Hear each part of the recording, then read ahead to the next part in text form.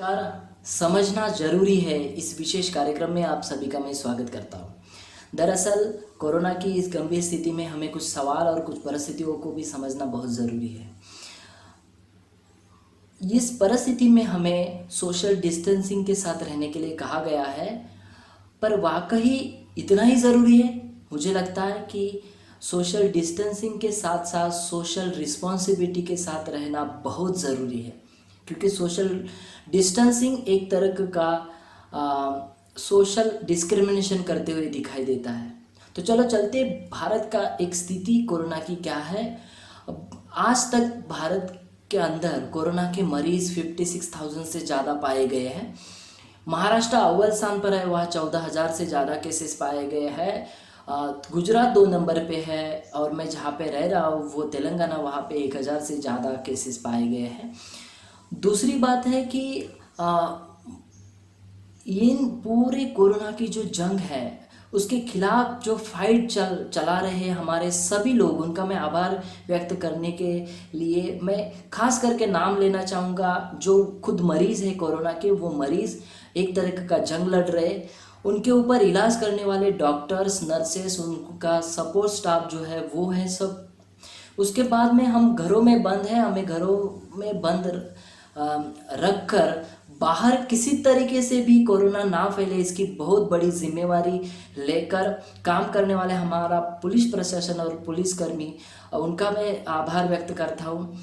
रही दूसरी बात, जो सफाई कर्मचारी है उनका आभार व्यक्त करता हूँ। और इसके साथ साथ निजी चीज़ों को घर तक पहुंचाने वाले हैं, फिर वो गैस सिलेंडर हो, दूध हो, सब्जी हो, या अन्य किसी भी तरह का मेडिसिन हो, ये पहुंचाने वाले जो लोग हैं खुद का जान जोखिम में डाल के हमारे तक पहुंचने की कोशिश करते हैं, उन सभी लोगों के लिए मैं आभार व्यक्त करता हूं। दूसरी बात यह है कि कोरोना की इस परिस्थिति में, गंभीर स्थिति में लोगों को दूसरे भी अन्य बीमारियां होते हैं, उसके भी सिम्टम्स हालांकि बुखार जैसे ही होते, क्योंकि क्या है, अपना शरीर है, शरीर में कुछ बिगाड़ होने के कारण सबसे पहला शरीर रिएक्ट करता है अपना बॉडी का टेम्परेचर बढ़ाना।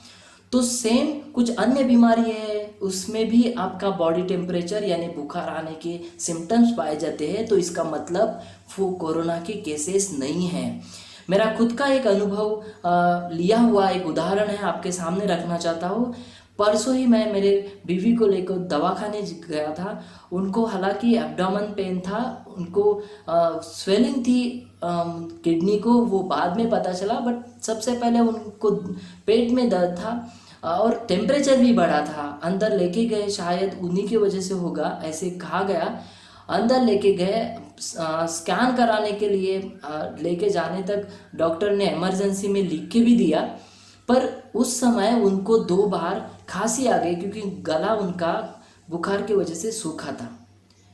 तो उन लोगों ने हमें झूठ बोल रहे, you are like a Covid patient, so you can go in Gandhi hospital, इधर उस्मानिया हॉस्पिटल, ऐसे कह के हमें वहाँ से निकाल दिया बाहर पूरे सुरक्षा कर्मचारियों के साथ। मैं उनको रिक्वेस्ट करा, सर ऐसा नहीं है, क्योंकि ये जो केसेस है वो उनको पेट के वजह से वो बुखार है, उनको कोई खांसी वासी नहीं है, बट उन्होंने नहीं माना। वहाँ से हम लोग को बाहर ही निकाल दिए, गेट के बाहर।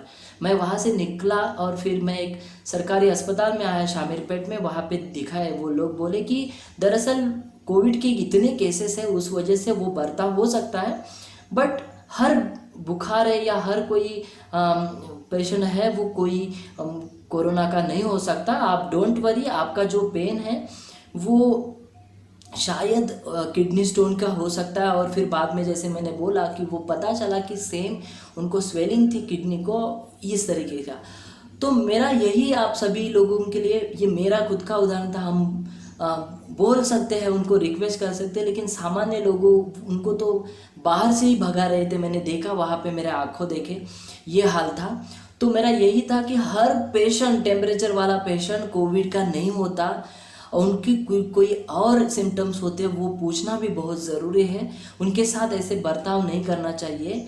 दूसरा एक उदाहरण, एक तरीके का आप बचाव के मतलब आप डर रहे हैं कोरोना की वजह से, लेकिन दूसरी तरफ मेरे कुछ फ्रेंड गोवंडी में रहते हैं, उनके यहाँ से एक वीडियो आया था, वो बोल रहे थे खुद कि उनके यहाँ पे कोरोना के कुछ मरीज 2 मरीज मर गए कोरोना की वजह से, और फिर उनके पूरे चौल में किसी का भी अभी तक टेस्टिंग या स्क्रीनिंग नहीं किया गया। तो ये एक तरह का लापरवाही है। मतलब एक तरफ आप उससे लोगों को भगा रहे हैं, आप डर रहे हैं, एक तरफ आप उसके बारे में इलाज भी नहीं कर रहे। हालांकि केंद्र सरकार और राज्य सरकार उनकी जितना हो सके वो कर रहे हैं, लेकिन वो काफ़ी नहीं है। उसमें संतुष्ट नहीं रहना चाहिए। कुछ लोग पूछते हैं कि भाई क्यों सवाल पूछ रहे हो सरकार के ऊपर, सरकार हमारी है, हम किसी को सवाल करेंगे, उसी को सवाल करना ज़रूरी है और ये हमारा हिस्सा है, इसीलिए सवाल करना ज़रूरी है। पता नहीं आप लोगों को वो नहीं लगता होगा, लेकिन मैं देश का नागरिक होने के नाते उनको सवाल करना मुझे हक है। दूसरी बात है कि मोदी जी चुनाव भाषणों में ज़्यादातर बोलते हैं कि अमीरों को क्यों अमीरों को इतनी बहुत सारी सुविधाएं मिलती है और हमारे गरीब लोगों के लिए क्यों सुविधा नहीं है। और फिर वो चुनावी भाषण ही रह जाता है। और जब देखा जाता है पूरा हाल अगर दुनिया में, तो 3 मई के बाद आपने देखा होगा कि किस तरीके के लोग पैदल जाते हैं रोते हुए। 3 मई के बाद ही नहीं, उससे पहले भी कुछ 600 किलोमीटर लोग चल रहे थे पैदल। लोगों, ये 600 किलोमीटर चलना ये कोई ये जोक नहीं है, क्योंकि हम थोड़ा सा 1 किलोमीटर भी चलते हैं तो आके रेस्ट करना पड़ता है वगैरह वगैरह। और इन लोग तो 600 किलोमीटर चले बिना खान पान के वजह से। कुछ हालांकि कुछ संस्था संगठना और कुछ ऐसे सोशल वर्कर्स जो लोग हैं वो बहुत ही उम्दा काम कर रहे हैं, आगे आकर सरकार के साथ काम करते हुए दिखाई देते हैं। पर कुछ जगह पे ये भी दिखाई देता है कि कुछ सफाई कर्मचारी है, उनका पूरा एक जो गुट है यानी ग्रुप है वो पूरा आके धरना पे बैठ जाता है उनकी मांगे पूर्ण करने के लिए, क्योंकि उनको कुछ पीपीई और वेतन के हिसाब में जो मांगे हैं उसके हिसाब से। डॉक्टरों की कई तरीके के न्यूज़ आए थे कि पीपीई के रिलेटेड उन्होंने मांग की थी, वो आज तक नहीं पहुंची थी। तो इस समय पर बहुत सारे सवाल मेरे मन में आते, पता नहीं आपके मन में आते हैं कि नहीं, वो आना ज़रूरी है, तभी आप इस डेमोक्रेसी कंट्री में जीवित है। ये एक उदाहरण होगा, ये एक लक्षण होगा आप जीवित होने का। दोस्तों, दूसरी रही बात कि मैंने बहुत बार देखा है कि बाहर सरकार ने दारू की दुकानें चालू कर दी है। मुझे पता नहीं, एक अर्थव्यवस्था को संभालने के लिए उन्होंने एक बड़ा निर्णय लिया गया ऐसे कहा जाता है, पर उससे ज़्यादा डोमेस्टिक वायलेंस बढ़ने वाले हैं। आपको ये पता नहीं, बहुत सारे ऐसे किस्से भी सामने आए थे सोशल मीडिया पर, जहाँ पर ये बोले थे कि बहुत सारी महिलाओं ने कि घरेलू हिंसा बढ़ रही है, तो आप एक खुला उनको सर्टिफिकेट ही दे रहे हैं कि आप जाके घरेलू हिंसा करो। दूसरी बात है कि मैं और एक बात सोच रहा था कि तबलीगी जमात के बारे में, जब वो लोग इस तरीके के अपने अपने देश में अपने अपने राज्यों में गए और पता चला कि बहुत सारा हंगामा देश में टीवी चैनलों ने मचा दिया था कि इन लोगों के वजह से कोरोना फैला है। शायद अभी अच्छा है कि हमारे जो मुस्लिम भाई है वो बहुत कम लोग दारू या शराब पीने वाले लोग हैं, लेकिन ज़्यादातर कौन पीते हैं? हिंदू और अदर कास्ट और रिलीजन वाले लोग पीते हुए दिखाई देते हैं। तो खैर, नहीं तो पूरा और एक बड़ा मसला क्रिएट किया जाता सोशल मीडिया पर कि इन लोगों के वजह से फैला है करके।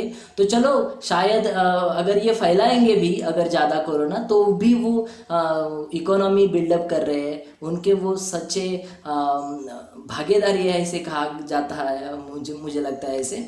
तो इसका थोड़ा छोड़िए बात। दूसरी बात रही है कि हमारे सरकार ने बहुत सारे जो कर्मचारी हैं उनका आभार व्यक्त करने के लिए हेलीकॉप्टर से फूल बरसाए थे। वो सही है, लेकिन आप वो पूरा खर्चा आप कर रहे हैं, वो उससे आप अगर उनको पीपी या फिर लोगों को जो भी इनिशियल चीज़ें ज़रूरी है वो आप देते तो शायद लोग आपको दुआ देते। मुझे लगता है ये ज़रूरी नहीं था कि हेलीकॉप्टर से अगर किसी लोगों को सिर्फ थैंक यू भी बोलेंगे ना तो भी वो लोग उनका वो जो आप तहे दिल से आप मान रहे ये समझ कर ले सकते हैं। लेकिन आप सरकार जो भी है वो एक अलग तरीके का प्रोपोगंडा और अलग तरीके की पब्लिसिटी कराने में बहुत ज़्यादा जुटी हुई दिखाई देती है। मैं वापस एक बार आप सभी लोगों को दरख्वास्त करता हूँ कि प्लीज़ आप ग्राउंड पे आके देखिए कि आज तक बहुत सारे लोगों को खाना पीना नहीं मिला है। जो लोग तड़प कर मर रहे हैं, जो लोग खान पान के लिए रोजी रोटी के लिए लोगों के सामने हाथ फैला रहे हैं, उन लोगों के लिए कौन काम कर रहा है? संस्था संगठन काम कर रहे हैं, सरकार भी कर रहे नहीं, लेकिन एक बड़ा सामने उभर कर आने वाला चित्र है वो लोगों को मदद करते हुए दिखाई देते हैं। ये सबसे बड़ा मुद्दा दिखाई देता है। मैंने ज़्यादातर मेरी जो बातें आपके साथ कहनी थी क्योंकि आप सभी लोगों को अन्य लोगों की मन की बातें सुनना बहुत पसंद है। शायद ये कुछ बातें समझना बहुत ज़रूरी है। मैं जाते जाते मैं यही कहना चाहूँगा कि कुछ हमारे पुलिस प्रशासन है उनके लिए कि जो लोग आवारागर्दी करने के लिए जाते हैं उनको सही मायने में शिक्षा मिलनी चाहिए, उनके ऊपर उस तरीके का कानूनी कार्रवाई भी होनी चाहिए। लेकिन जो लोग सही में एक मकसद के लिए निकलते हैं बाहर, उनको आप सपोर्ट भी कीजिए। रही दूसरी बात कि कोरोना के इस भयानक स्थिति में आप हर बार हर पेशेंट को सिर्फ एक ही नज़रिए से मत देखना शुरू कीजिए। आपको पता है क्योंकि आप खुद डॉक्टर हो, आपने पढ़ा है कि एक शरीर एक तरीके का बिगाड़ हो जाता है तो उनका सिम्टम्स होता है उसके बॉडी का टेम्परेचर बढ़ाना, तो अन्य भी बीमारी है उसके तरफ जो व्यवहार दिखता है ना। दूसरी रही बात कि उस समय हमारे लोग देखने के लिए आए थे मेरी बीवी को, उन्होंने मास्क वगैरह पहन के भी आए थे, लेकिन फिर उसी समय हमारे जो सोसाइटी मेंबर थे उन्होंने लॉक लगा दिया था इसको। मैंने ये भी एक बहुत ही घिनौनी बात थी। मैंने दरअसल उसके ऊपर उनके साथ बात की और मैंने बोला कि अगर ऐसा था कि आप मुझे बोल देते तो शायद मैं कुछ और रास्ता निकालता, लेकिन ये लॉक लगाना ये मेरे लिए अच्छा नहीं लगा क्योंकि आपकी सोशल रिस्पॉन्सिबिलिटी कहा जाती है। लोगों, आप सभी से मेरा निवेदन है, आप जहाँ देखिए सोशल मीडिया पर, आप पता नहीं आप कहाँ पर देख रहे हो, सभी मेरे हमारे पीएम साहब हो या सीएम साहब हो वो सब काम कर रहे हैं, लेकिन आप फिर भी लोगों की जो यातनाएं है, लोगों का एक जो अंदर की आवाज़ है वो सोशल मीडिया पर दिखाई देती है। हर एक नया वीडियो, हर एक नई पोस्ट आके आपके सामने दस्तक दे रही है कि हमें आज भी बहुत सारी चीज़ें नहीं मिल रही है। मैं निवेदन करता हूँ आप ज़्यादा से ज़्यादा कोशिश करेंगे कि इस परिस्थिति में जाके उनके साथ रहिए क्योंकि आप हमारे हैं और हम आपके हैं, क्योंकि आप हमारे से और आप में से आपसे ही ये पूरा देश है वो बनता है। यहाँ पे रुकता हूँ मैं। आप सभी लोग समझ गए होंगे क्योंकि हमें ज़्यादातर एक फिजिकल डिस्टेंसिंग सही बात है, लेकिन सोशल रिस्पॉन्सिबिलिटी छोड़ के आप ये कभी भी नहीं कर पाएंगे क्योंकि हमारे देश में इतनी बड़ी पैमाने पे ये वैद्यकीय व्यवस्था या सिस्टम जो है वो पूरी तरीके से सक्षम नहीं है।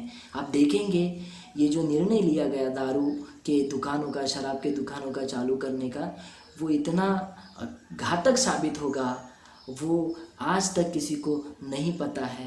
देखेंगे, आप भी देखते रहेंगे। मुझे लगता है कि आपके सवाल आने चाहिए, आप कुछ तो रिएक्ट करना चाहिए। जो टीवी मीडिया पर देख रहे हैं या आप लोग सिर्फ पैसिवली ले रहे हो, लेकिन आपके अंदर से सवाल तो आना ज़रूरी है क्योंकि सवाल जिंदा रखता है। तो आप फिर एक बार सोचेंगे और एक जो दिख रहा है ना उससे भी अलग कुछ होता है, तो आप वो बात ज़रूर सोचिएगा। यहाँ पर मैं रुकता हूँ। आप लोग वापस आपकी सोशल रिस्पॉन्सिबिलिटी के साथ लोगों के साथ व्यवहार करेंगे और पेश आएंगे, ऐसी ही उम्मीद करता हूँ, क्योंकि यही एक दवा के साथ दुआ है, ऐसे मुझे लग रहा है। धन्यवाद।